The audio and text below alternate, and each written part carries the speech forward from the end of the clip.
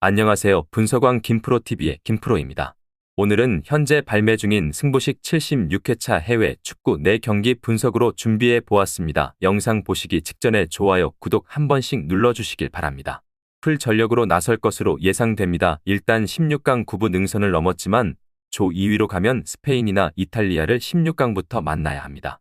3차전에도 최대한 가질 수 있는 최대의 전력으로 나올 것입니다.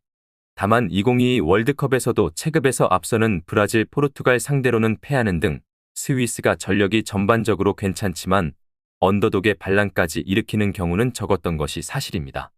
독일은 16강 진출이 확정됐습니다. 물론 스페인이나 특히 이탈리아를 피하고 싶을 것이기 때문에 로테이션을 돌려도 최소한으로 돌릴 가능성이 높습니다. 물론 로테이션으로 나올 선수들도 엠네잔, 펠크루그, 슐로터백 등으로 상당히 클럽에서 중추적인 역할을 하는 선수들입니다. 로테이션을 돌려도 체급에서는 스위스를 가뿐히 앞서는 상황입니다. 독일이 유리하다고 볼 수 있습니다. 두 팀이 모두 A조 2위로 가는 것을 피하고 싶은 상황입니다. 따라서 풀 전력으로 나오게 될 가능성이 높겠습니다. 물론 독일이 로테이션을 돌린다고 해도 체급상에서 앞서는 상황인 점은 변함이 없을 것으로 보입니다. 스위스도 전력이 아주 나쁘지는 않지만 반란을 일으키는 언더독의 양상을 보여주지 못했던 것이 사실이기도 하겠습니다. 독일 승을 추천드립니다. 스코틀랜드가 헝가리보다는 여유가 있습니다. 일단 이 경기에서 이기고 1승 1무 1패를 만들면 조 3위로 떨어지더라도 16강 진출을 노려볼 수 있을 것입니다. 결국 스코틀랜드도 한 골 차이에 승부를 만들려고 노력할 것으로 보입니다. 일단 초반에서는 상당히 적극적인 면모를 보여줄 가능성이 높을 것입니다. 대신 한 골이라도 앞서게 된다면 바로 수비 모드로 들어가면서 스코어를 굳힐 시도를 할 것으로 보입니다. 헝가리는 2패라서 최대한 이 경기에서 승리와 함께 공격 일변도의 모습을 보여주어야 합니다. 문제는 소보슬라이 정도를 제외하면 전반적으로 플레이의 질을 일정하게 유지하지 못하고 있다는 점입니다. 찬스 생성에서는 지난 독일전에서도 제법 괜찮았으나 이를 살리는 능력이 부족한 모습입니다. 전반적으로 헝가리가 두들길 시간이 더 많다고 보기는 하지만 그 효율을 살릴 수 있을 만한 가능성은 낮게 보고 있습니다. 그나마 헝가리보다는 스코틀랜드가 더 괜찮다고 보고 있습니다. 공격 일변도로 가야 하는 헝가리인데 효율에서의 신뢰를 하기 어려운 상황.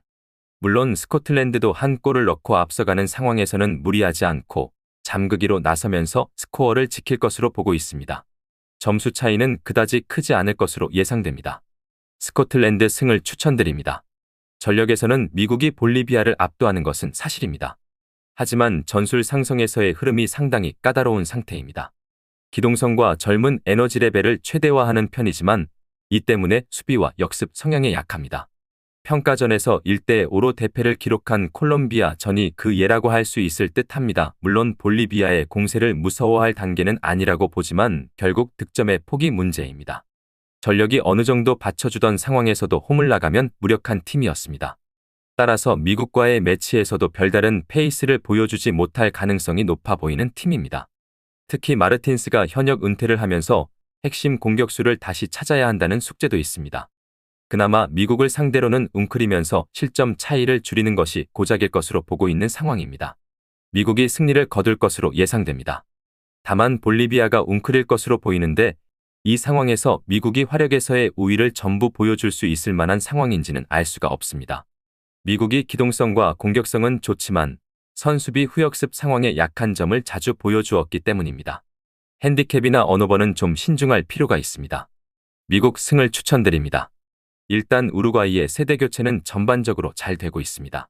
특히 미드필더진에서는 발베르데 플러스 벤탄쿠르 같은 선수들이 발굴이 된 상태입니다. 비엘사 감독이 상당히 적극적이고 기동성 중심의 축구를 구사하는데 이 전력에 걸맞는 전력을 보여주고 있다는 평입니다. 물론 이것을 공격진들이 모두 날리면 큰 문제겠지만 다윈 누네스가 리버풀에서의 아쉬움과는 달리 국대에서는 6월 A매치와 월드컵 예선에서 모두 좋았습니다. 나름 수비와 역습으로 컨셉을 잡아 월드컵 진출에는 유리합니다. 다만 미국, 캐나다, 멕시코가 개최국 자격으로 예선에서 빠진 덕이며 실제로 최근 멕시코나 자메이카에게 지는 등 북중미 내에서도 체급을 극복하는 모습을 보여주지는 못하고 있는 모습입니다. 2019년에 브라질을 상대로 1대1로 무승부를 거두는 모습을 보여준 적도 있긴 하나 시간이 너무 지난 데다 당시 브라질은 네이마르를 빼는 등 힘을 상당히 줄이고 나온 케이스였습니다. 우루과이가 승리를 기록할 것으로 볼 수 있습니다. 전반적으로 세대 교체가 완료된 전력이고 비엘사 감독의 전술도 우루과이의 현재 구성과 꽤 적합하다고 보고 있는 상황입니다.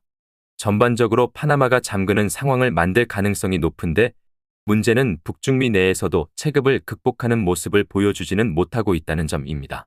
우루과이 승을 추천드립니다. 오늘 준비한 승부식 76회차 해외 축구 4경기 분석은 여기까지입니다.